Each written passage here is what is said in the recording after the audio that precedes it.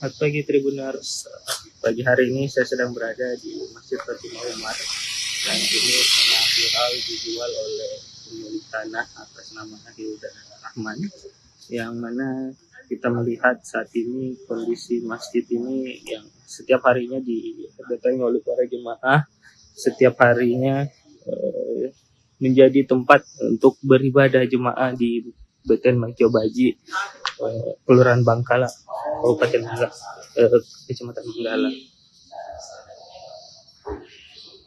Kita coba masuk ke dalam. Ini adalah fasilitas untuk berwudu, ya, Tribuners.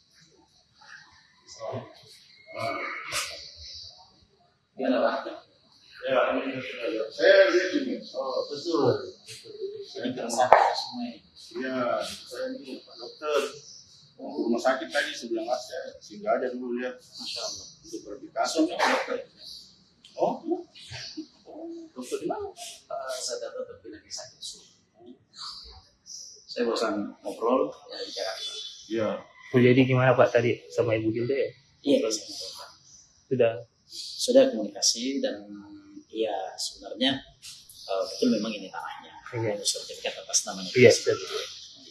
Dan ini masjid memang dibangun kalau informasinya dari dia. Kalau dari masyarakat kan lain informasinya. Iya. Bantuan Saudi lah, sesuai dari masyarakat lah. Ya, begitulah dari masyarakat.